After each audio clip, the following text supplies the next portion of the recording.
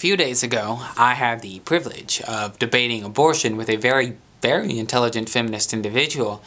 And we both seemed to enjoy the discussion. I know I enjoyed it until she dropped this overused and insanely irritating and absolutely absurd and frankly insulting line about how I, as a man, cannot understand this woman's issue.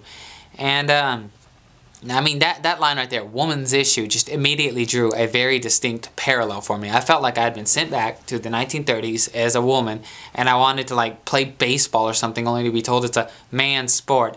It's the same thing if a man walks up to a woman at a political convention and says, "Stop talking about politics, woman, it's a man's topic." No, that's very chauvinistic, very sexist, very silly, very ignorant, very narrow-minded. It's just a primitive thing to say. There's no such thing as a man's topic or a woman's issue.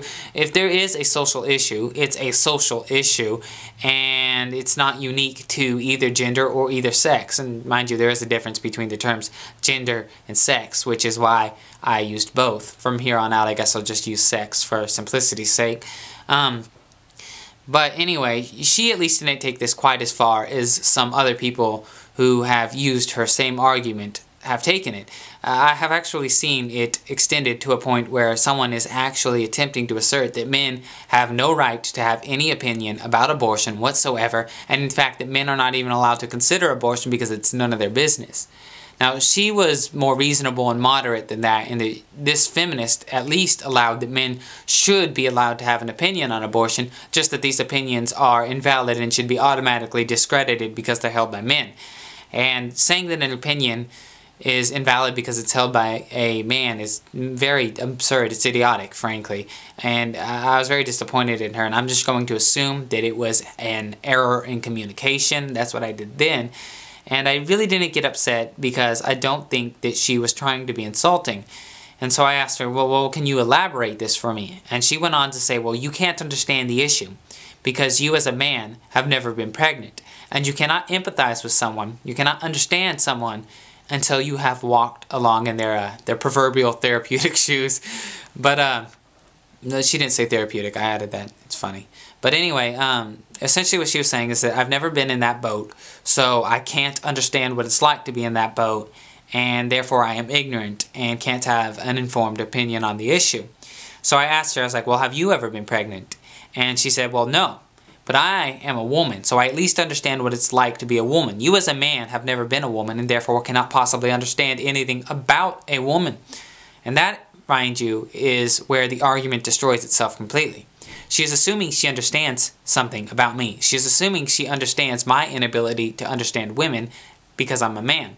So she understands something about men. She understands that men cannot understand women. But the only way to understand something about a sex is to be a member of that sex. So how does she understand what men are capable of understanding if she is not a man?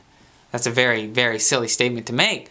And I presented this to her, and she kind of backed out and said, well, you still have never been in those shoes. You've still never experienced it, so your opinion can't be as valued as much as a woman who has been pregnant. And it can't be valued as much as somebody who can become pregnant.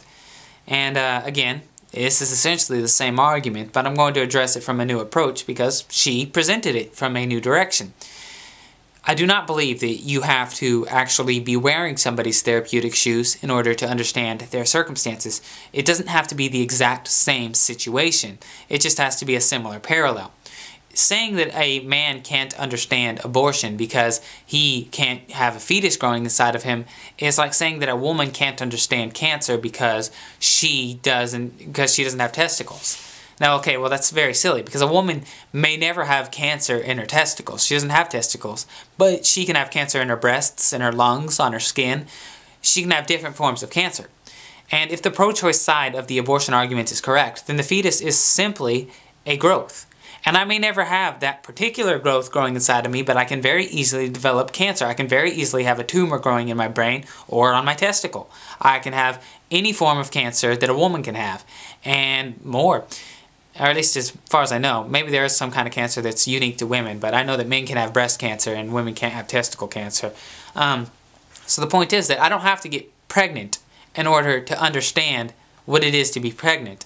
And I don't have to be wearing the exact same shoes as somebody to understand. If we're both wearing Nikes, I understand what his Nikes look like, okay? And if we're both wearing uncomfortable shoes, I understand what it's like to wear uncomfortable shoes. I don't have to actually take my shoes off, walk over, and then put his on. It's not necessary. Because anybody can wear uncomfortable shoes, and anybody can have their freedom of person taken away from them, and anybody can have something growing inside of them that they don't want there. And anybody can wind up on the wrong side of a controversial issue. And we are all at risk of losing personal freedom. And we all want control. This is not something unique to women.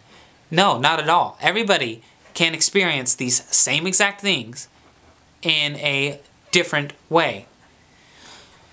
So that's my address to that argument. And I have chosen to address this in my first video on this new channel because I want to defend my right to have an opinion on this particular issue. I don't want to go on talking about an issue only to have to later say why I get an opinion whenever someone tells me that my opinion is automatically invalid. So I suppose if I make a video in the future about abortion and somebody says, well, you're a man, I'm going to just link them to this video.